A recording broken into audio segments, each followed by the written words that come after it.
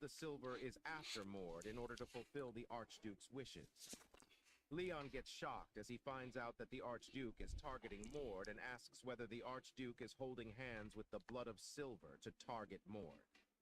Mord says that the Archduke is working with the Blood of Silver for a long time and has done many unforgivable crimes. Lastly, Mord says that the Archduke, to stave off his own aging, he has been feeding on Vernar's bloodline. That's ridiculous. No way. The Archduke is a living legend who has accomplished countless feats as a warrior for Vernars and is revered by his people as the guardian deity of the duchy. But you say he's actually a filthy villain who keeps himself young by sacrificing his children. Leon questions Mord. Mord replies in a cold voice that whether Leon believes it or not is his decision. Mord remembers that in the novel, Leon may have been a dreary man, but he believed in and devoted himself to Aiden more than anyone else. However, when all that he sacrificed resulted in the world's destruction, he was in the most despair. So this time, Mord doesn't want Leon to suffer the same fate, but he also doesn't have the eloquence to convince Leon to make the right choice. Mord thinks that he just wants Leon to make the right choice. Putting your life on the line for someone you don't even trust is sad and infuriating, isn't it? Mord questions. After listening to this, a sudden sensation of trust captures Leon. However, this ridiculous words comforted Leon, and Leon decides to trust Mord. Leon explains that he doesn't know the Archduke very well, and he also doesn't know Mord for a long time, but if he ever chooses between them, he would always pick Mord. So he says that he would trust Mord, the man who saved his life. After hearing this, Mord smirks.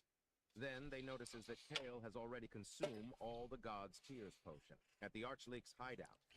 Returning Monarch's leader, Darik, is angry as he finds out that one of the 7 soul fragments was completely destroyed, and he wonders who can it be. Darik shares that it was 70 years ago when he found the soul and formed a contract. 40 years after that, he had also become an Archlick through the power he gained from the contract and the map of the soul pieces. He then formed the Returning Monarch, and now he has successfully expanded the organization to the size it is today. All that was left for him to do was to find the soul fragments for the resurrection. Is the Archlick Lord's complete resurrection impossible now? Darik wonders. He says that the Archlick Lord's memories were shattered into the soul fragments, so he needs all for his memories to be intact. That is why it's been hard for them to find the other pieces, since we only have one piece, but recently all their efforts piled up to nothing because of a certain someone who managed to kill all of their elite forces in Lyrin, the magic crystal in which some of the Archlick Lord's consciousness is stored in. The Archlick Lord's consciousness tells the Darik not to worry because even if he is resurrected with one less fragment, he still has a way to make up for it. He also have a way to transcend his past. But of course, it'll become more difficult the less fragments he has. He asks Dasik when he will be possessing the second fragment. Darik replies that yesterday he received a news informing him that the second fragment has been found. Darik goes to says that it's too much early for them to be desperate, but suddenly he feels that the presence of the group that acquired the second fragment is gone. The Archlick Lord says that yet another one of his fragments was destroyed. At that time, on the contrary, Mord has already annihilated the Lich who was carrying the second fragment. Mord tells the Lich not be upset because the Lich is the second one who was killed by a 15-year boy. The second soul fragment of the Archlick Lord has been destroyed. Mord says that this Lich's magic skills seemed a bit different from the other one, but its combat skills were the same. That made things easier for Mord as he was able to defeat it without any difficulty. Mord realizes that he has definitely gotten stronger ever since the fight in Loreen, which was 2 months ago. However, he says that the one who has improved the most is Kale. Leon thinks that Kale got incredibly strong after consuming the god of combat's tears. He can't manifest aura yet, but his mana has definitely increased, and he's become more skilled. Leon thinks that the Archlick had been summoning advanced undead. He had managed to summon 4 Death Knights, the apex of the undead. While Mord fought off the Archlick, Kale and Leon fought the 4 Death Knights. But Leon says that if he considers the contribution rate, Kale probably did 80% of the work. Kale asks Leon for how many years he will keep using this sword. Leon tells Kale not to lecture. Leon thinks that others wouldn't understand why he uses swords. He says that there is an important reason behind it, because a sword to him represents his freedom from his prison-like past and his will to live freely. They found 4 treasures in total. Mord says that he destroyed the Golden Throne and got the 10th fragment. It didn't fit in with any of the other fragments he already had, but he did want to find a useful item. Mord says that half of these treasures are trash. Mord conveys that this is a dark magic text that will allow a person to form a contract with a powerful being of the demon realm. But Mord doesn't need that, and as there was no information of this silver bracelet, so Mord decides to keep it for now. Lastly, a bottle filled with a liquid is left. Mord picks it up and throws it at Kale. He tells Kale to drink it. Kale asks, "What is this?" Mord replies that it's nectar, and it seems that the Archlich Lord prepared it for his resurrection. Nectar is the name of a drink that only the highest-ranked gods were allowed to consume, according to myth. It is supposed to have been made from the world tree's essence, and if a human were to drink it, they may obtain divine powers. Leon asks Mord why is he giving this to Kale if this drink is so powerful, then Mord could drink it first. Mord replies that they are more losses than benefits if he drinks it. Leon tells him to explain the reason. Mord replies that it would be very hard for him to explain, so they should accept it as a fact. Mord was actually going to drink it, but the moment he held it in his hand, his instinct whispered to him, telling that this is poison for him. Mord thinks that it did not matter when it was just Werner's divine blood within him. But with the awakening of Arita, the god of heaven, he doesn't know what would happen to the balance of the divine powers if he were to drink this. But if Kale were to drink it, it would make him stronger, as well as allow him to possess world fragments. Only those with divine powers are allowed to absorb world fragments. Mord explains that this does not refer to divine blood only. Those who received attention from a god and were given a strong blessing, or those who were combined with something that possessed divine power, or those who consumed nectar. All also meet this requirement. Mord says that he has no intention of sharing the world fragments, but there is one thing Mord is worried about, which is the creation of New World. In the New World, all the people Aiden had loved were there, and they had all forgotten about the destroyed old world, allowing them to live happy lives as victors. The New World was like a model garden created for Aiden, a model garden in which the only real people were Aiden's friends, while the rest were just fake models of people that Aiden had created. Aiden did not dream of such a world from the beginning. The New World Aiden's enemies wanted to create were worlds where their own fantasies were realized, and Aiden rejected such a fake world. But the more fragments he collected, the more he was drawn to this ideal. In the end, he made a horrible world that was much more selfish and terrible than what his enemies had wanted to create. Mord concludes that if collecting all of the world fragments make it so that you cannot resist the temptation of a new world, then it's probably wise to have a trustworthy teammate with whom he can share the fragments with. After leaving Palace, they did two things for 20 days. First, they destroyed the returning monarch's secret base. Second, we found a soul fragment that even the returning monarch hadn't found and destroyed it. And now, they're headed to the base of the Sage of Darkness, according to Levon's information. As they were running, Kale notices that the sky looks ominous and stops. Kale points out at the demonification phenomenon. Leon says that this time it's a large one. Mord thinks that the first demonification he came across was about 500 meters, but this demonification has already covered half of the city, which makes it incomparably dangerous. Leon asks, is this the place where the Sage of Darkness's base is? Mord replies that it seems like the base is swallowed by that demonification thing. Leon asks that shouldn't they wait for the warriors of this city to take care of the demonification first? Mord replies, saying no because theirs is someone that Mord needs to repay. Mord has experienced one change ever since his senses reached a higher dimension, which initiated the activation of a seventh sense. He says that if up to the sixth sense is human, then the seventh sense is a god's sense. Only those who have access to the power of the heavens can look at the true essence of the world through this seventh sense, and this seventh sense is telling him that Erna Vernars is there. At the city, a person is begging Erna Vernars to save Viden because Viden stayed behind to help them. Erna replies that entering now is not possible, and they need to wait until the backup squad gets here. Suddenly, Erna feels a sensation of divine blood nearby. At the entering gate of the city, the guards tells Leon that if he wants to see Miss Erna, then he needs to take off his mask. Leon says that he can't do that because he has a terrible scar on his face. Mord thinks that Leon is being stubborn. Then he realizes that it's natural for a brother to feel this way because Erna is a sibling that's important to Leon, whom he couldn't see for years. However, Mord conceives that Leon is embarrassed to see Erna since he's left the family. Mord awaken his divine blood as he gets ready to use a more violent method. He releases his aura. The guards get scared of it and asks whether they intend to fight. Kale gets shocked and tells Mord to control himself and not to fight because it would be a great trouble if Mord get caught by the Vernar's military. Mord reassures Kale by saying that he doesn't intend to fight. He is just calling Erna Vernars by releasing his divine blood. Kale asks Mord about whom is he talking about. Erna Vernars lands and greets Mord. Mord bows down to greet Miss Erna.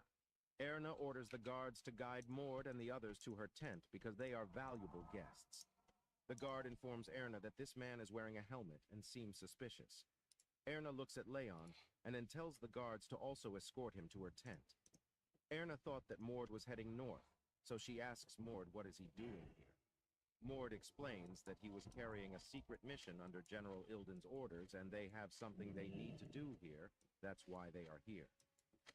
The personal escort of Miss Erna finds Mord very arrogant as Mord is talking casually with Erna. Erna replies that if it's a secret mission, then Mord needs to keep as low of a profile as possible. So why did Mord came to see her where there are lots of people? She questions. Mord replies that he has come here to repay his debts because the martial god's tears which he received from Erna saved his life. Erna asks Mord whether he consumed them. Mord replies, saying yes. He says that when he consumed them, he earned aura. No way. This can't be true. Aura at the age of 15. Erna gets extremely shocked because even Miss Erna, who was known as a genius from a young age and received the best education, did not earn aura at the age of 15. The escort wonders how can a person achieve this kind of feat. Erna praises Mord by saying that Mord's talents are beyond someone's imagination, as it's only being 3 months since she last saw Mord, but now he has already earned aura and also made friends along the way. Kale greets Miss Erna and introduces himself by saying his name.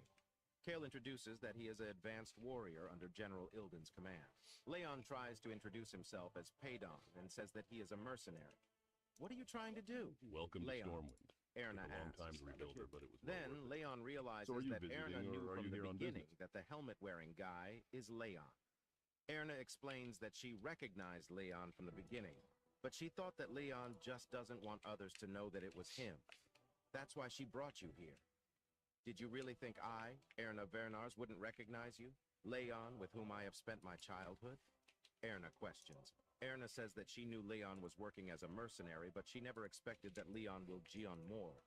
For Leon, Erna was a lovely child that he had thought of as his own sister, the same person who made Leon look upon his own disgusting dark side. Leon had kept his distance from Erna because of his envy, but Erna had always been thinking about Leon. While removing his helmet, Leon says that he is feeling all kinds of complex emotions right now, as he is genuinely happy to see Erna again. Leon tells Erna that she has grown a lot since the last time he met her. Erna smiles and Which replies that profession it's been trainer are you 5 looking years for? after all, and she has become 20 years old already. Mord intervenes and tells Erna that he tailor wants to is it? ask Well, something. if you hang Mord out here asks long Erna enough, whether you'll she is also eventually able to hear word of differentiate mouth about individuals of the Giorgio Vernar's Valero. bloodline with He's just been setting divine the blood. trends for some months now. Erna answers by If you saying wish yes, to learn from him, but you she can says find that him it's over in restricted to the mage people quarter she in already the Outer knows. Rim. Erna gets a bit confused and asks Mord whether he can also use this skill. Mord replies that he can use the same skill, and it's also restricted to the people he knows. Erna finds it very surprising that it being only 2 years since she learned this skill, but Mord can do it despite having awakened only a year First ago. aid kit. Erna realizes that she has underestimated Mord because he can use both divine blood detection as well as aura at such a young age. Lastly, she concludes that she can expect a lot from Mord then. Mord asks Erna about the current situation of this city. Erna explains that the demonification is happening, and if this reaches level 3, then this entire city will become a place where no life can thrive. And if a dungeon break occurs, then it'll become a historical disaster. Erna says that Vidin and she were dispatched to prevent What do this you from need happening. directions to? Vidin got here first, and went in Which saying that he profession will trainer carry are out you the looking raid. for? But the result was a complete disaster. Duncan's Half of Textiles employs Vidin's one of the squad finest died tailors before in Erna even Stormwind, got Giorgio here, and Valero. only one of them Look for the managed to shop over escape after this news. But the biggest problem is that Vidin is also trapped in there. Erna says that the backup team will need at least 3 days to get here, so they have no choice but to wait here until the backup arrives. Erna explains that this demonification dungeon's core Since must the be a fall of feudal lord Dalaran rank, and the so destruction they're of assuming that Quel'Thalas, it's a demon wares realm of this count. sort have been She hard says to come that a by. count of the But demon Luke and realm has an Cordell and army some led of our by other other tradesmen feudal have been lord doing rank a fine demons. job of She filling our understands orders that with her quality squad merch. alone can't handle this. However, she Since the says that if fall of Mord's Dalaran and party the agreed to destruction of help them, Quel'Thalas, then it would be wares worth of a this shot sort to have try been and hard to rescue come the by. survivors. But Luke and So she Cordell asks and for some of our Mord's other decision. tradesmen have been doing a Mord fine job thinks of that filling our Biden orders did with not quality appear in the merchandise. novel. That must be because I he sell died only here. the finest Mord says arcane that he gear, wouldn't help if made it by was the just crafters and Veden dying mages here in the city of But there is Stormwind. one thing that bothers Life him. is like a It's carefully that woven Erna is tapestry. also someone who Yes, wasn't a I've been part of running the this shop novel. for some time now. Mord says Business that has if been the pretty good reason lately. for that A lot is of new because adventures Erna coming died through. before Aiden's story began, then there is no guarantee that she did not die here. So Mord thinks that this is a good opportunity for him to prevent Erna's death and see if she's a good candidate to become the Archduke. And if Mord has more achievements to his name by defeating a feudal lord rank demon, then it'll be greatly I sell helpful only to the achieving finest level 2 arcane of gear, divine blood. made by the crafters So and taking mages all here of in the this into city of consideration, Mord decides to help. Erna tells her squad not to forget that their goal is to rescue the survivors and then fall back as soon as possible. Erna's squad has 15 people total, and adding Mord's party, it makes it 18. Mord realizes that Leon wouldn't use his fists to keep his identity a secret. As they were walking forward, they find that a bunch of monsters are running towards them from every side. Erna suggests that they should make an opening in the direction where Veden is in, but she says that she can't feel Veden's presence, so she predicts that Biden must be at a pretty deep place. Mord says that he thinks he knows which direction Biden is. Erna says that she would trust Mord and orders everybody to open up their divine blood as they would make this effort count. In the next scene, Viden's party in under attack and surrounded by I sell only demons. the finest Biden arcane tells his gear, comrades, made by the Botan and crafters Wolves, that he is mages here sorry in for the his city of shortcomings. Stormwind. Wolves tells young Master Viden not to give up. The high-ranking demon commander says that the divine blood is the most luxurious delicacy there is, and today he will serve the people with divine blood in the Count's table. Wolves tells Botan that he would leave young Master Viden in Botan's care, as Wolves will try to open up a path for them. Wolves asks Veden whether he remembers that day when he saved a boy who was cursed and became a lycanthrope and was almost burnt at the stake by the villagers. Wolf says that if Sir Viden didn't save him that day, he would not exist in this Since world the fall right of now. Dalaran and the So destruction today, of Wolsey says that he is finally wares going of to this repay sort Sir have been Veden hard for to come saving by. his life that day. But Luke and Wolf tells Cordell them and not some to of give our up as other they still tradesmen have have hope, been doing a and then fine job of transforms filling into a our orders lycanthrope. with quality merchandise. Wolves tells the demon that he would show him who the real prey is. Wolf charges forward and bites one of the lower demons. The demon commander perceives that Wolsey devours Yes, his I've enemies been to running this recover shop his for some mana. time now. One of the Business has demon been pretty uses good his lately. staff A lot to of new attack adventures Wolves. coming through. Wolves sees it and jumps upward, kills that demon. The commander demon praises Wolsey for being this strong. The demon tells Wolsey that now he is going to play it seriously and uses an attack, the Light of Execution, which makes Wolves immovable for a moment. The demon then attacks Wolves in the chest using a spear. By seeing this, Viden can't stop himself and tells Botan that he wants to fight because it's more honorable for a warrior to die in the battle. As Botan was stopping Veden from acting recklessly, the demon I appears sell in only front the of them finest and tries to arcane attack gear, Viden. made by the Suddenly, crafters and an mages impulse here in the ball rain city of strikes that Stormwind. area and almost every demon was killed. The commander demon thinks, who can it be? He then gets attacked by a mirage destruction which heavily injured him. In the meantime, Botan takes Veden to a safe place. Mord enters the area from the sky. His landing was so impactful that the ground shatters. After landing, Mord grabs the demon's head and Since punches the fall it, of Dalaran completely and the breaking it destruction into of pieces. Quel'Thalas, Botan wares and of this Viden sort witness have been hard Mord to using come by. telekinesis and But thinks Luke that only and Cordell master-rank and some of magic our combat other artists tradesmen can have been use doing a fine telekinesis. job of filling our Wolves orders tries with to attack quality Mord, merchandise. but Mord stops it. Viden shouts, telling Mord that Wolsey is not an enemy, and he doesn't mean to attack Mord, as Wolsey can't differentiate between ally and enemies because of his current state. Viden reassures Mord that Wolsey will become normal after some time. Mord replies that he knows Sir Wolsey already. Mord then knocks out Sir Wolsey. Viden wonders whether he has met a divine blood awakener as strong as the person standing in front of him before. Viden gets completely shocked when he sees that the person standing in front of him is none other than Mord Vernars. Viden asks Mord why is he here. Mord replies that he was just passing by and heard what happened. He gives a healing potion to Viden and Wulza. Then, Mord asks Viden for the reason he entered the dungeon first without waiting for the backups. Is it because of the successor competition? Mord questions. Viden replies by saying yes, and to be precise, it was because of Erna. Viden explains that as time passes, the successor competition continues to grow more intense. The man closest to the Archduke position at the moment is the oldest son of the family and also who is Viden's brother, Alan. And after Alan is the third son, Dren, and the fourth son, Horan, who jumped onto the battlefield early to build their careers. Viden says that it was hard for him to close the gap between them since he entered the competition late, but he obviously had no intention of giving up, though, and thought that there would be a possibility for him, too, if he acknowledged the gap between them and just tried his best to catch up. But Luke and Cordell However, and some of our Erna other took that away tradesmen from have been Viden. doing a fine job Erna of was filling called a our genius orders from with a very quality young merchandise. age. She joined the Yes, I've competition been running 2 this years shop for later some time than now. Viden, but Business she has was been pretty already good on the lately. verge A lot of of new adventures surpassing him. coming through. Viden felt threatened and began volunteering for missions that would bring him lots of credit. That plan worked out at first, and I was able to create a gap between him and Erna once again.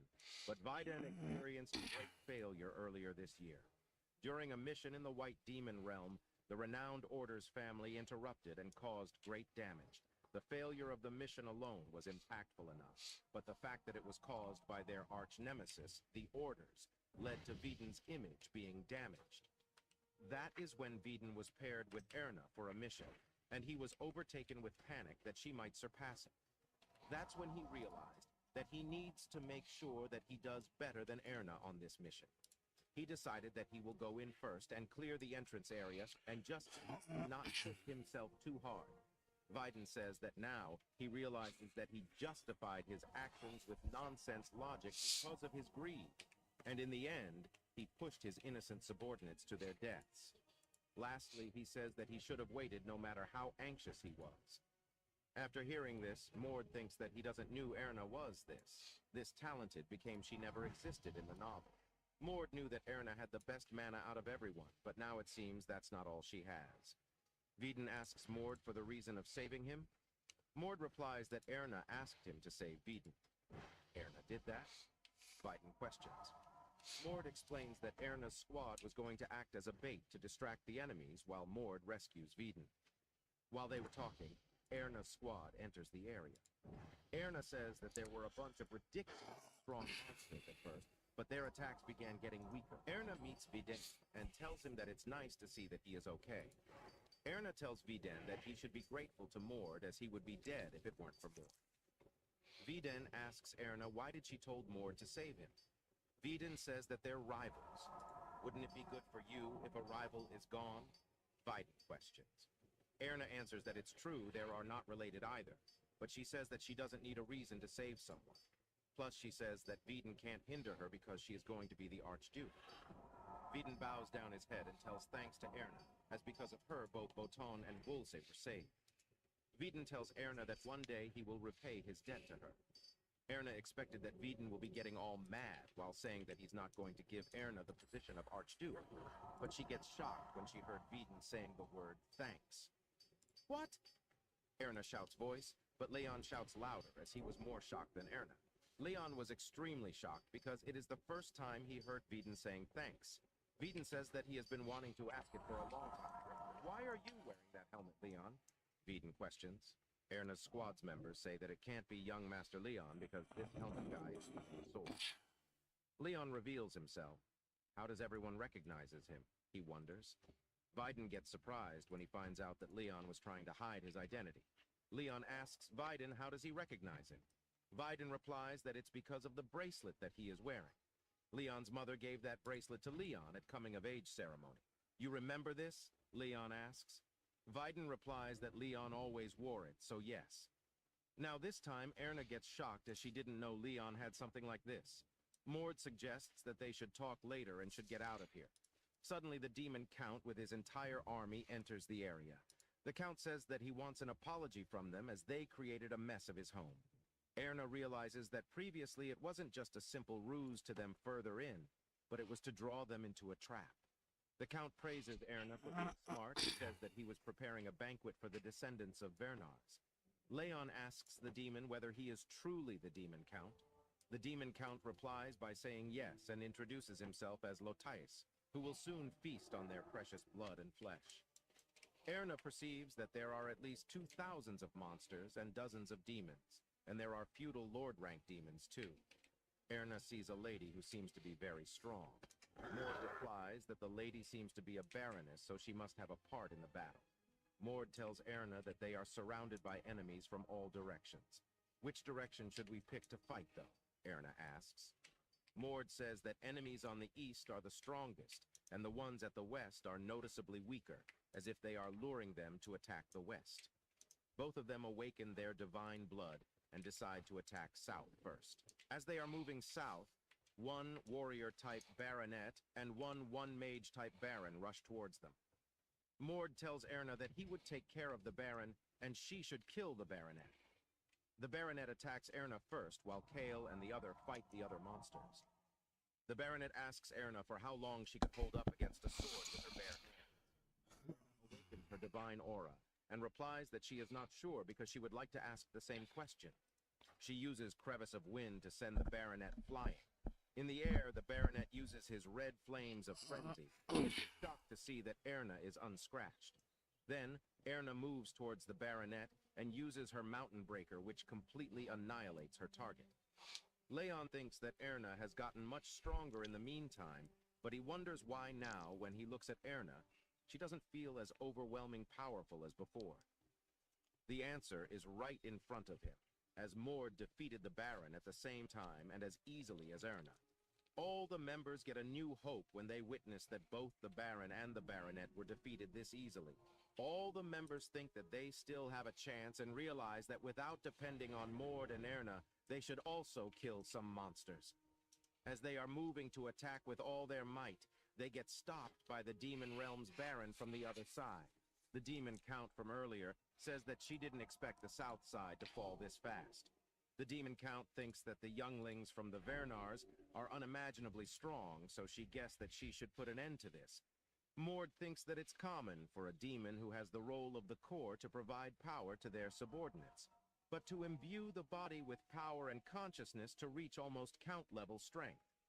It seems like the demons are getting stronger too, Mord concludes. The Demon Count says that she would grant Mord a painless death if he surrenders and asks Mord to make the choice.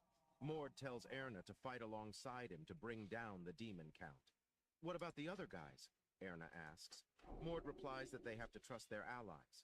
Erna tells Viden to take the commander position while Mord and Erna will fight with the Demon Count. Are you sure about that?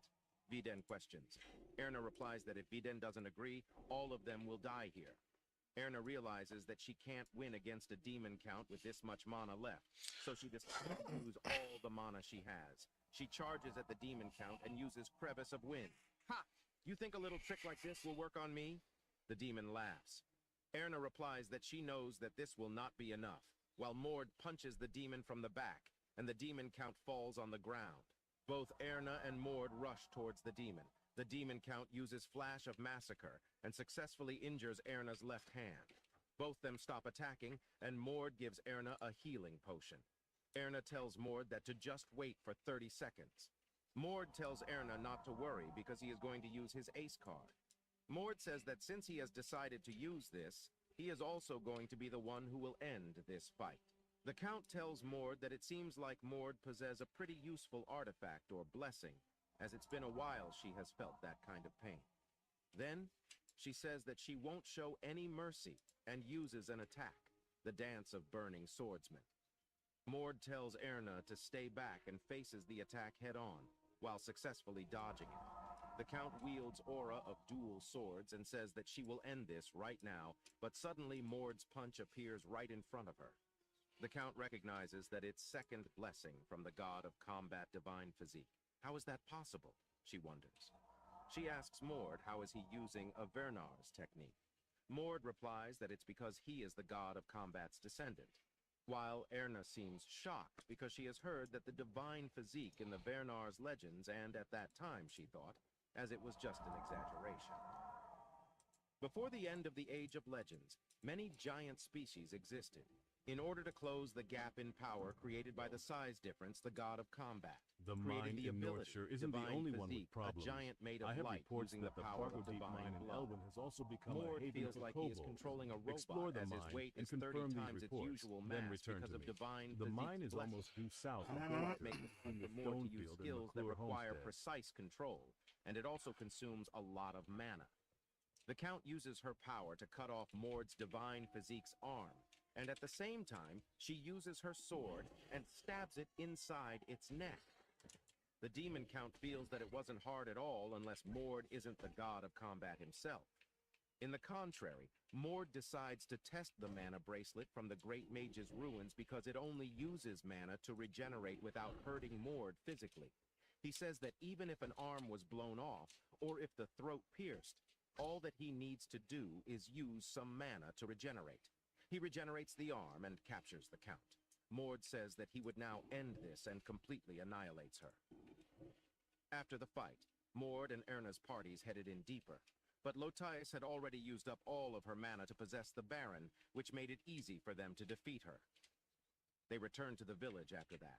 The news that the Vernar squad succeeded at preventing the demonification process, and has apparently, they're going to hold a celebration, reached people's ear. Mord tells Erna not to reveal to the higher-ups that it all was his doing. Mord tells Erna to report them that he was only just a bit of help. Firstly, Erna refuses to do that because she can't take someone else's credit. Mord explains that currently he is carrying a secret mission, so he can't have the higher-ups knowing about what he is doing. Through this incident, Mord learned how skilled Erna is, as she has 50% more mana than Mord. Mord thinks that with that kind of talent, she will soon catch up to the other successors in no time, so he intends on making Erna the future Archduke. Mord thinks that it's important for Erna to have a lot of more achievements in order to become the future Archduke. Mord tells Erna to think of it as him repaying his debts as he was indebted to Erna. Erna replies that the achievements are more valuable than Mord's debt. Mord wonders whose side will Erna take when she finds out about the Archduke's secret, and the fact that Mord is going to kill the Archduke. Erna, if you really think that, then can you promise to trust me on one thing in the future? Mord questions. Erna says that she didn't understand what Mord meant by it. Mord replies that she would know when the time comes.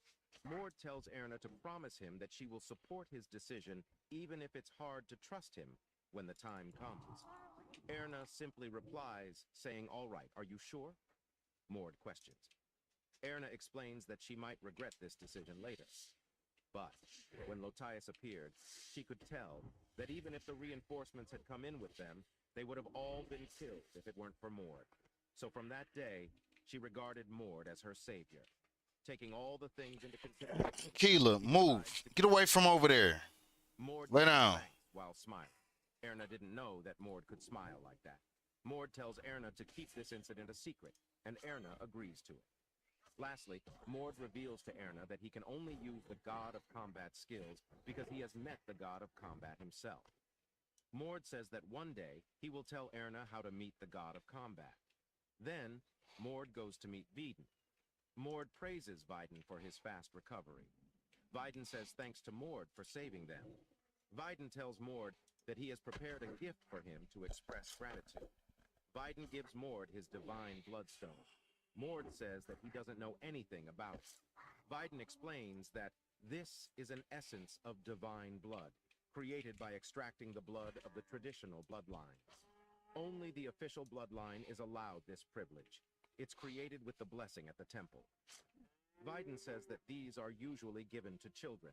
He made it to give it to his own future children too, but he couldn't think of any other good gift. What is this for? Mord questions. Viden tells Mord to try imbuing it with his divine blood sometime as its accelerator that will bring Mord to a higher realm than what his divine blood can. Viden says that he wanted to ask something. Viden asks Mord whether he is intending to make Erna the Duke. Mord replies, saying yes. Viden says that if Mord is the one supporting her, then Erna is going to be a much more difficult rival than before. But Viden says that seeing Mord makes him want to give up even less. Mord doesn't understand what Viden meant by it. Viden explains that Erna's strong, but even if she's been walking, then Mord has been flying. Erna may be talented, but she's not the strongest in the world. So Viden says that it's a fight worth fighting. Mord says that he likes optimistic people. Lastly, Viden says that next time he would surprise Mord big time. Mord, Kale, and Leon rested at the Vernar's camp for a day. Erna supplied them with the equipment they had been running low on, like potions. She gave them many other supplies on top of that. Mord was able to get the silver bracelet he got from eliminating the Archlick's second soul fragment evaluated. And it turns out that it increases agility and cognitive abilities for a certain amount of time. Kale was excited to receive the bracelet and ran around the festival taking care of errands. Leon and Erna had a meal together to talk about the past. And that night, Leon went to see Mord. Leon tells Mord to teach him as a warrior of Vernar's. He says that he learned while accompanying Mord that the path that Mord is in is worth seeing to the end. And Leon realizes that in order to accompany Mord on that path, he needs to let go of his useless obsessions. Leon says that he is giving up on swords. Mord perceives that the look in Leon's eyes are different, and he is determined. Mord is waiting for Leon to say that. Mord says that if Leon is ready, then they will need to start with this. "What's this?" Leon questions. Mord replies that he would know soon enough. "Oh, this one's the direct bloodline of the Vernars?" The god of combat laughs as he is excited to see how much of his blood runs through them. Of Darkness. A dark organization created for the resurrection of the great mage Erickson. Unlike the returning monarch, this organization's key members are all humans, and they manage various businesses and dark families all over the continent, taking in all kinds of resources and human testing subjects. The Darren Barony is one of their main bases. The Sage of Darkness holds control over all of the Darren Dark family's organizations, making it a safe place for them, with the festivities celebrating the prevention of the demonification in place. The timing was perfect for the Sage of Darkness to plot something. However, Darren Dark family is on the verge of collapse as Mord and his gang has attacked them. A yellow-haired guy is escaping from them, but he is being caught, and he asked they Mord about their identity and the reason for his massacre. Mord says that this time the harvest is bigger than he expected, as they has caught the left hand of the Sage. The Sage of Darkness is led by 12 higher-ups. Of those, the top 3 are the mouth of the Sage, the right hand of the Sage, and the left hand of the SEA. The one thing they have in common is that they all possess a world fragment. This is because the vessel for Erickson's revival is the world fragments.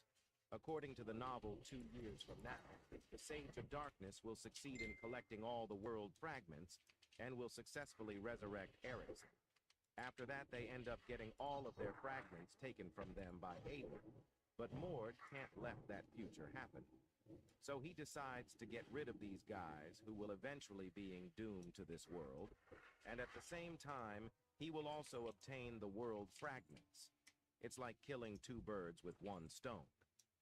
Mord then tells Leon to be careful, as this guy is the second strongest amongst the Dark Disciple, and he also possesses a world fragment. Hearing this, the guy gets shocked and asks, how did he know so much about him? Currently, Mord possesses 10 world fragments, so he has gotten into a level where he can easily see if the other person possesses a world fragment or not. As Mord is about to make his move, Leon stops him and tells him to leave this to him, as he also wants to test the new strength he has gained after going through hell, a divine blood. Are you a Vernars? I see why you are all so confident about... The guy says this after seeing Leon's aura. The guy then starts to bring out his mana and casts magic. Leon gets excited seeing this. He rushed towards the guy at full speed. The guy uses a 5th circle magic serpent of the eastern lands. As he finishes casting the magic, some snakes appears out of mid-air and attacks Leon. Leon easily dodged them and gets closer to the guy. As Leon gets close, the guy casts another magic. This is a 6th circle magic called the Curse of the Souls. The guy touches Leon's chest and puts the cursing magic in him. After that, the guy laughs, saying that now feel the unbearable pain. Leon didn't show any signs of discomfort. He raises his hand, and using his lightning-like power, he smashed the head of the guy. Leon then says, unbearable pain. I was beaten to the brink of death 200 times by the god of combat yesterday. Seeing this, Mord compliments Leon for learning the divine combat physique so quickly. Leon gets a bye-wise shy and tells Mord that although he can use it, but it's not on the level of Mord's. Mord tells him not to rush himself, as he has made great progress. After that, we can see that one of the members of the Sage is alive, and he has seen all of this from a narrow alley. The guy sees this and gets scared, so he thinks to flew away, will all the secret documents and tell the other members about this incident. At that time, Keel gets there and puts his knife on the man's neck and asks that, where is he going? The man gets shocked, and after properly looking at Keel, he asks, what is that in his hand? Keel replies that it's a thing that he has obtained from the guys that he has killed just now. No! There's no way! They should have gone through the secret path. The man says this in panic. Keel then smiles and says that this kind of thing is his specialty. After that, he puts the man in eternal slumber. After that, the three of them leave this place and goes towards a field. Their Mord tells them that they should go to the White Demon realm where the gatekeeper Legion is. That's good for me, but we were promised 8 months by General Ilden. We've only been out here for 4 months, Keel says. Mord then think that the Sliverblood group will catch up to them, and if they get rid of them, the Silverblood will use the last trick up their sleeves. Mord think that he need to get more stronger, and at this current rate, he can't guarantee that Keel and Leon will survive if they faced with the blood of silver. Leon has received the god of combat's blessings, but he need time to master it. Keel has also obtained aura by consuming the nectar, but he hasn't gotten used to it yet. Even if Mord have immense talent and knowledge of the future, he was able to collect all these fragments as easily as he did because of Keel. Leon was also somewhat helpful. After that, they all decide to go back to the Gatekeeper Legion. Later, we can see that a group of Sliverblood members are chasing Mord and his team. The leader of the Silver Blood team tells his subordinates to track every step of Mord's and assemble their members, as they will be meeting Mord's team right about here. Mord and the other two are running at full speed towards the Gatekeeper Legion. While they are running, Mord tells them that the Sliverblood guys are chasing them, and they won't be able to avoid running into them. So he tells Leon and Keel to not let their guard down. As they are running, Mord noticed something, and he stops instantly. In front of Mord, a magic ball explodes. As they stops, the leader of Sliverblood group comes in front of them, and he says his greetings to Mord. Seeing him, Mord launches his Mirage destruction attack. The guy then moves his hand and changes the direction of the attack. Seeing this, Mord gets shocked, and he wonders if this is an exclusive skill or an item. The guy then looks at Mord and smiles, saying that he is quite impatient. Well, it's obvious that you're from the blood of silver, and even if you aren't, I don't think my reaction would have been any different considering the number of men you have hiding out with weapons at the ready, Mord says. Hearing this, the guy compliments Mord for having such keen senses. Mord then asks the guy that if he is a higher up of the blood of silver, 4th tier 24 hour, white silver, or perhaps 16 steps to heaven. Hearing this, the man's expression changes and he gets mad. He looks fiercely at Mord and asks that how did he know this much about them? This is the 3rd time I'm fighting you guys. Wouldn't it be more strange for me to not know anything at all? Mord replies. The man thinks that Mord is dangerous, and he can't let his go, as the info about the 16th steps are top secret. Even many members of the Sliverblood are unaware of this. In the mean, while Mord uses his sense to get that actual number of people hiding behind the bushes and trees, he gets that including this man, there are a total of 27 people. Later, all them members come out of hiding and surround the 3 of them. The members also take out their weapons and are fully ready to slice them apart. Among this 27, 5 of them are divine bloods, and the rest are Atlas intermediate level executives. Mord then tells Leon and Keel that as there are 27 of them, they will be taking on 9 each. Keel reply that it is not a problem for him, but it will be a bit hard for Leon. Hearing this, Leon tells Keel to take 3 more, and he will only be dealing with the rest. 6. Saying this, Leon opens his divine blood awakening, and Keel also takes his stand. The members of the Sliver Blood also opens their divine blood and tells Leon and Keel that they are underestimating them. After that, the members takes permission from the man and rushed towards them. The man tells him to kill the others except for Mord. The Divine Bloods attacks Leon with Impulse Ball, but Leon dodged each of them easily. Leon then insults them, saying that if they learnt it just now. Hearing this, the guys gets mad and looks at Leon like as they are going to tear him apart. On the side of Keel, he has been rushed by 4 men. Keel uses his spirit summon magic and summons the wind spirits, and instantly knocks out the 4 men. The guy with divine blood is only standing. The guy tells Keel that it's a bit surprising, as they weren't told that Keel is a master-ranked magic combat artist. Then it seems you need to get new informants, huh? Why don't you replace them all while you're at it? Keel says this and smiles. Hearing this, the guy rushed, saying that he will think about it after killing him. The guy attacks Keel with his sword. Keel blocks it with his blue sword, but the strength of this guy is stronger than Keel, so he is having a hard time blocking the attack. The guy then pushed Keel with his sword and tells Keel to struggle as hard as he can. As it's been a while, he has killed a master. Now let's move towards Mord. The fight between Mord and the leader hasn't started yet. The leader asked Mord that why is there only 3 of them, as the blind monster, aka Ilden, should have put all the elites on him to try and keep him alive. Mord didn't say anything.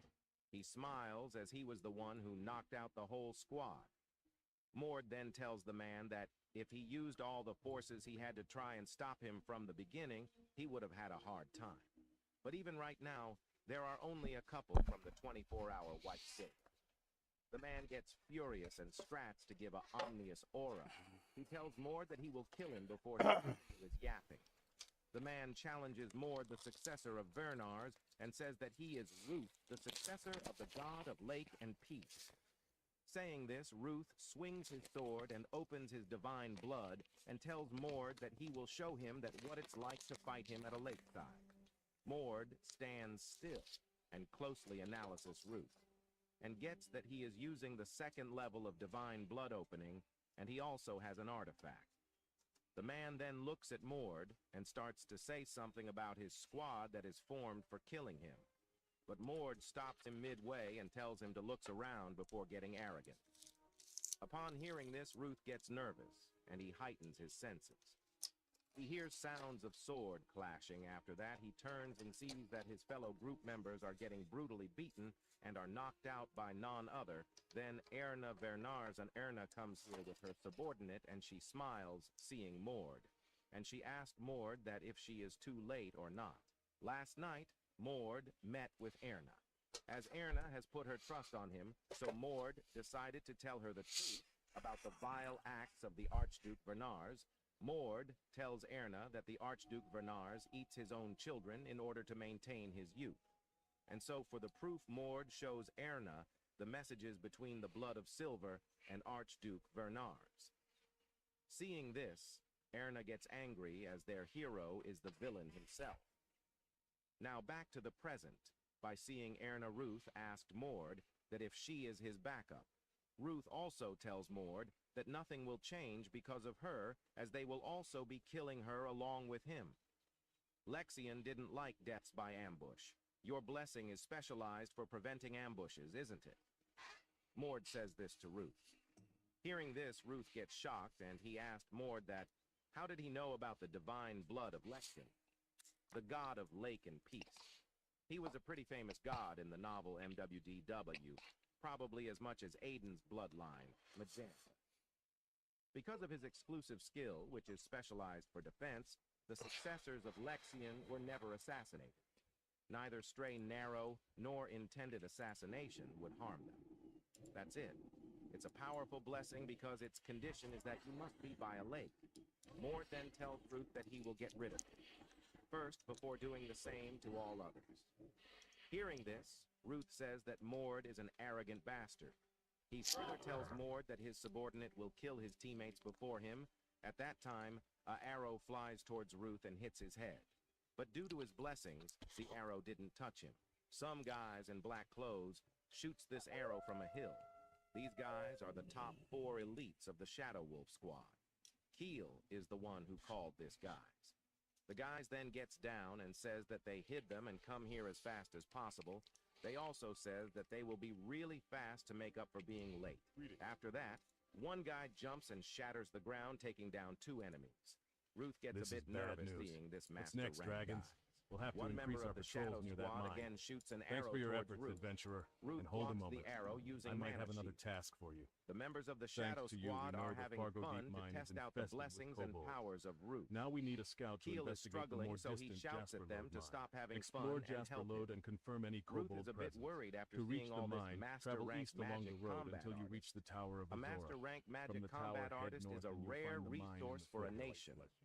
Their numbers can be counted on 2 hands, and they are not easy to hire. Ruth wonders that how much the blind old man values Mord. Seeing the worried face of Ruth, Mord tells him not worry, as their fight will be one-on-one with no one interfering them. Ruth gets angry and he jumps, saying that he admits that they are outnumbered, but also warns Mord not to think that he has won already. Ruth is a 4th tier higher up of the Blood of Silver. He has pretty ample experience in combat compared to the other members of the 24-hour White Silver. He's hunted down other divine bloods multiple times as demanded by the Blood of Silver, and amongst them was Avernar's too. Avernars may have a strong physique, but only a very few reach the 2nd level of divine blood opening. The Vernar's lack of an artifact made Welcome to my combat inn, weary easier for traveler. Ruth What too. can I do for you? Ruth attacks Mord with Impulse Rain, so to tackle it, Mord uses triple Mirage Destruction. Mord's attack overpowers Ruth's. Due to the Mirage Destruction, Ruth's vision is blocked. Mord used this chance to ambush Ruth from behind. But again, due to I can Lexian's teach you how blessing, to cook. Ruth gets saved. Ruth lets his guard down for a bit and says that Mord is naive. Mord uses this time and gives a solid hit on Ruth's face. Upon getting hit, Ruth flies away and falls on the ground. It's not an ambush if you already noticed that could have finished you off, what a shame. Mord says this to Ruth. As Ruth starts to get up, Mord gets serious as he wants to end the fight now. Even if you're a genius, how can this be possible? Ruth shouts this after seeing Mord. Erna and Keel also noticed the immense aura coming from Mord's 2nd divine blood opening. This is impossible. Even if he is as talented as he is, you're telling me that he trained enough to enter the 2nd level in just half a year? Is it because he defeated the Demon Realms count 1-on-1? That could not have been enough.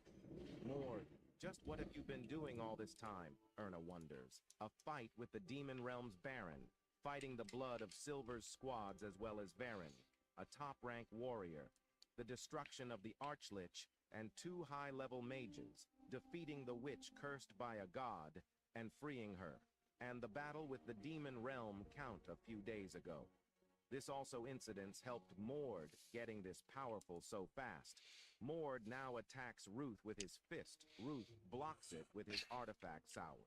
But the strength of Mord is so superior that Ruth shakes just from blocking Mord's simple punch. Mord then rushed towards Ruth, saying that he wants to see that how sturdy is the artifact that he is holding. Mord attacks Ruth with Mirage Destruction, but Ruth dodges it. Ruth is scared and is sweating by seeing the overwhelming aura of Mord. Ruth is surprised by seeing the gap between their strength even after he is using an artifact. The power from the Mirage Destruction lights up the surround and caused great damage to the area. Ruth asked Mord that how much power he has hidden. Mord didn't answer. He rushed to attack Ruth. Ruth blocks the punch with his artifact. Mord tells Ruth the reason for his loss is his inability to predict the limits of Mord's strength. and his inability to predict the abilities of Mord's teammates. Keel has bloodline of ancient elf. Ancient elf, those of legend who fought with gods, the descendants of the divine tree. Possessing the blood of the ancient elves means that you are an elven noble. But for half-blood to be able to use the power of the ancient elves is a bit shocking. Keel was also surprised to see it. Not long ago after drinking the nectar, Keel was able to successfully activate the divine blood. The one Tias time when Keel actives the divine blood, Leon gets shocked, and he asks Keel that if he is a monster like Mord. Mord explains Leon the situation. He tells that Keel is not like them. Keel went in the opposite order compared to them. While people like Mord and Leon usually gain aura after becoming a divine blood, but Keel is a master-level magic combat artist, since he was already at a level where he can easily wield aura. So it's normal that he would be able to achieve divine blood opening quickly. Keel actives the bracelet of speed to heighten his speed. He then rooshed and attacks the enemy. The divine blood enemy blocks it with his sword, but it's of no use as Keel uses his extreme speed and gets behind the man and kicks him. Upon getting kicked, the man flies away and hit the ground. The man is shocked to see this level of speed. Keel then actives the ring of electricity and uses the thunder god's hammer and attacks the man and knocks him out. On the other hand, Mord is beating Ruth. Ruth holds his stomach as he is in great pain. Mord didn't stop there. He rushed to punch Ruth again. Mord lands some consecutive blows. After that, he uses a bit more strength and hits on Ruth's face. Getting hit, Ruth flies away, and he breaks through a tree and lands on the ground. As expected of a god's blessing, to think you'd still be alive. Even when the artifact was broken, Mord says this to Ruth. Ruth's face is covered in bruises, and he is bleeding from his nose. He begs Mord to spare his life. He tries to convince Mord, saying that as he is the fourth higher up, he knows many valuable informations. I don't need it. It's probably nothing special if it's something a fourth tier knows. The real useful information is probably under restriction so that you can't speak of it, Mord says. As Mord is about to attack, Ruth begs for mercy, but Mord didn't give a F about it and launched his punch and kills him. Later, we can see at a distant mountain, too. Higher-ups of Blood of Sliver is walking. One on them tells the other that they need to look for a new guy for the 24-hour White Sliver. As they are walking, the guy at the front tells that where Ruth died, he sees a greater monster. It's as if a monster that could spell disaster for them opened its eyes and killed off one of the 24-hour White Silvers. The guy at the front is an old man. He asked the other guy that if that person is a divine blood. The young one replies probably and says that after returning from here, he will look into this matter. As they walks into the dark forest, thick fog surrounds them. Within in the fog, two monsters are waiting for them. As they walks further, a dragon lizard-like monster greets them. This monsters are the treacherous dragon army. On gets back to Mord, the situation there is settled. All the enemies are wiped away and everyone is talking about the battle experience. The member of the Shadow Wolf squad asked Keel that, how did he get so strong? Keel tells that the reason for this is Mord. It might get troublesome if the elves of the White Forest find out about you. If they found out that a half-elf like you obtained the power of the ancient elves, the Shadow Wolf squad guy says this to Keel. Keel says, what does it matter? What those big-eared pieces of trash say? They tells Keel that to be tainted with dirty blood, he is the shame of their race. They also tells him to get lost from this forest, this instant. Keel tells the man that he will kill them all if they mess with me. The man gets shocked and says that Keel has gotten more violent. Keel says that maybe he has gotten a bit after following Mord. Mord then gives all magic item of the Blood of Sliver to Erna. At first, she didn't want to take it, but as Mord insists, she received the item happily. Aaron then asked Mord that what is he going to do now. Mord replies that he will head to north to the White Demon Realm. Hearing this, Erna smiles and tells Mord to be careful as the White Demon Realm is a dangerous place. Mord also tells Erna to be careful from now on, as it could get dangerous for her if people learn of the fact that she knows the Archduke's secret. Mord then tells her that he won't recommend to tell the truth of Archduke to other and increase support. Are you worrying about me, Mord? Don't worry. There shouldn't be a problem since the Archduke and I never meet. Who else should I watch out for? Iran says. Mord tells Erna that there are 10 people that the Archduke trusts. Since Varen is dead, there are only 9. This 9 know the truth of Archduke, and yet they volunteer to act as the Archduke's dog. Expect for Castor. After hearing this, Erna asked Mord that why don't he find Kessner suspicious? Mord replies that he trusts him. Though Kiel, Mord finds that Kessner doesn't know about the truth of Archduke. Erna also says that she also don't think that Kessner is someone who would deceive or lie to others. After that, Mord tells that Alan also knows the truth. He is choosing to follow the Archduke willingly, despite it. Hearing this, Erna gets shocked, as Alan is the first son, the person ahead of everyone else in the competition for succession, and also he is the person that they need to be most wary of. After thinking all of this, Erna puts a smile of her face and thanks Mord that they are on the same boat now. After that, Erna takes his leave, saying that they will soon see each other again. Mord also seems happy and says that he is looking forward to it. After that, the two of them goes their way. Mord and his team starts to walk towards east. Leon asked that where they are going, as this is not the direction of the north. Mord says that before going to north, they are going to stop by a place. Mord tells them that they are going to cross the borders and tells Leon and Kiel to get ready. The Shadow Wolf squad members are flowing them. The leader of them is Lowen. He asked Mord. Why is he going to east by crossing the border? Mord replies that they have business there. Intermediate warrior Mord, do you not realize the situation you are in? Lowen asked. Mord replies that he is sure that he understands it better than anyone in the world. Upon hearing this, Lowen asked Mord that then why is he taking the long way? The reason Mord is going to east is to collect the world fragments. But he didn't tell this to Lowen, and says that he has personal work to do. After that, he will go to north. Lowen says that he is against this. He can't let Mord put himself in a greater danger for no reason. All right, then let's split up here. Thanks for the help until now. Mord says this to Lowen. Hearing this, Lowen stands silent. Mord further tells Lowen to take the shortest route to north, and they will go this way. Mord, you're highly valued by General Ilden. It is our duty to bring you to him safely. You're an intermediate warrior of the Gatekeeper legend. Don't you think that you should fall under my command since we're together right now? Lowen says this in a rude tone. Kiel gets a bit tense, but the word that Lowen said makes sense, as Lowen has the highest seniority in the Shadow Wolf squad.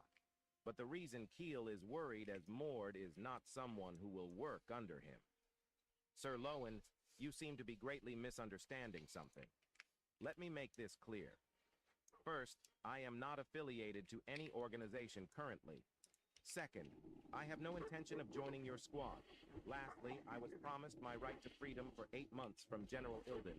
Is your duty not to protect me until I make it to the north? To me, it just looks like you're pissed that your mission is going to be dragged out. Don't try to tell me what to do, just because you value your comfort more. You have 2 choices. Either you come with us and help us, or you split up from us and go north. Mord says this to Lowen and his squad. Upon hearing this, Lowen gets angry and says that Mord is all talk, and if he is not going to obey his orders, he has no choice but to force him to come with them. Saying this, Lowen points his sword at Mord. Mord also gets angry, and his aura changes. He then asks Lowen if he thinks that he can do that. A fight is about to occur. Leon asked Kiel that they should stop them. Kiel tells Leon to wait, as it's not a bad idea to make sure they know who has the upper hand here. The fight begins, both of them attack. The collision of their attack creates a use wave. Mord thinks that despite seeing him fighting, this man still challenges him. So this man must be confident in his skills. Lowen blocks Mord punch and his fight with him on equal footing. Seeing this, Leon says that Lowen much stronger than he anticipated. Lowen is a legend in our squad. He's taken down Ordars, guys who were level 2 in Divine Blood opening, and he didn't really try that hard earlier since we had the upper hand in the fight. Keel says this to Leon. He's that strong? Then is Mord at a disadvantage here? Lowen asked. Keel replies, no. Although Lowen may be strong, but he's still human. However, Mord is a monster. Mord gathers mana around his fist and attacks Lowen with Mirage Destruction. Lowen stops it with his sword, but he gets pushed back.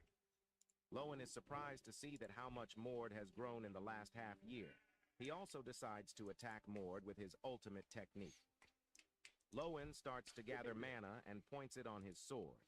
Seeing the concentration of mana Mord gets, that Lowen is trying to win with brute force, so Mord also does the same and gathers mana around his fist. After preparing both of them, rushed at each out. As they are about to collide at that time, a boy comes between them and stops both of their attacks. The boy tells Lowen to stop as any more, then this will be problematic for him. Short dark hair, eye patch over his left eye. Seeing this, Mord recognizes this boy. The boy then looks at Mord and greets him as the young master. This boy's name is Farewell Nair, and he is Aiden's friend. Lowen tells the boy to leave this to him, as he wants to teach Mord a lesson. There's no need. It's not like Mord is wrong. Plus, I doubt that you're skilled enough to be the one to teach him a lesson. The boy says this to Lowen. Mord then breaks the defense skill of Nair with just his aura. Seeing this, Lowen gets shocked as when he attacked the defense skill, it didn't budge a bit. Nair then looks at Mord and says that he wants to talk with him. Nair says that he has some business with Mord. After that, Nair takes Mord to a corner and introduces himself to Mord. He says that he is Farewell Nair, and he is a mage in the Shadow Wolf Squad. Mord already know this, as Nair is one of the main characters of the novel. Farewell Nair, a boy who taught Aiden, who had lost his family and mentor, the pain of losing a dear friend. His family had been massacred by a half-divine blood organization called Prexaras, and he had joined Aiden's party in order to get revenge.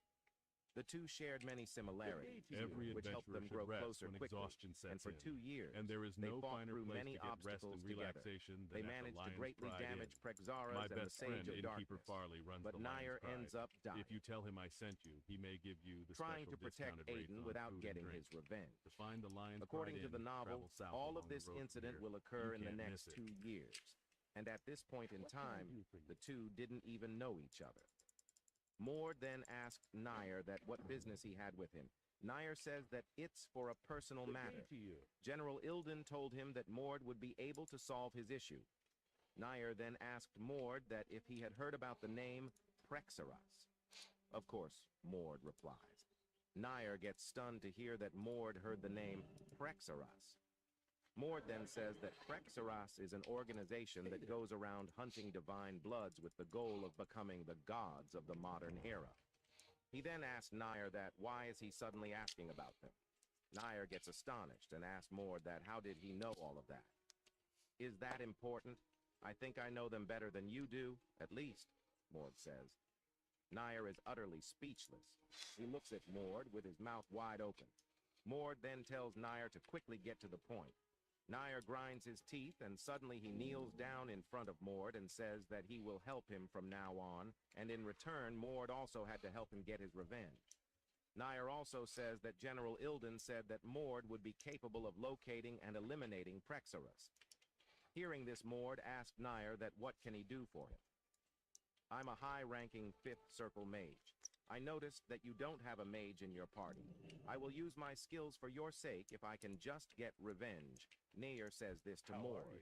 Upon hearing this, Mord Rest and agrees to take relaxation for the Nair tired in and his party. cold. That's our Mord motto. then thinks Please, that Farwell take a seat Nair by the is fire and talented rest your mage, weary bones. as Aiden Would you is. like to try a And it's sampling not of some of hard our to get fine rid of food and drink? Prexaras, as they're a pretty small organization. Prexaras will disappear because of a conflict with the Blood of Silver later on. But if they get rid of them earlier on, it'll prevent them from doing all the harm they potentially would have done. Most importantly, Mord would be taking Aiden's future party member, and that alone is a great benefit for Mord. After that, Mord and his party, along with Nair, sits around a bonfire.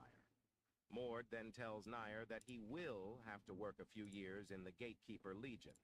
It's for his own growth.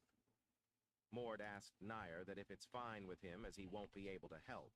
Him get revenge right away. However, to show Nair that Mord is capable of helping him get revenge, he tells Leon to bring out the items. Leon comes with a wooden box and gives it to Nair. As he opens it, he sees some incredible items. There is a magic staff in the box. As Nair holds the staff in his hand, he gets that it's a much better one than his. There is also a spell archive necklace and earrings of mana restraint. There is a very rare book that can only be found in ancient ruins. Nair then asked Leon that, how come they have such incredible items? Leon smiles and says that they have saved these for the mage that will join their party. Magic is very hard to level up without outside resources, since an immense amount of magical knowledge has built up over the decades. In other words, it's much easier to just learn using other resources than to try and create new things. Nair is a more Send all that copper over. I gotta make bars out of it. This is Mord's chance to foster a mage. Nair is happy with these items. He tells Mord that he will repay him for this no matter what he has to do. Mord says that there is no need for that. This is for persuading Lowen. Mord finds it pretty fun to make his party members stronger using Huss knowledge from novel. He also wants to see how fast this guy grows. Nair then asked Mord that how old is he? Mord replies that he is 15 years old. Sorry? The world sure is big. I didn't think someone as monstrous as you could be my age. Nair says this. Hearing this, Mord asked Nair that did he just call him a monster? Sorry, but I can't think of any other to describe you. I'm excited to see where you will take me, Nair says. Mord replies that he won't be disappointed.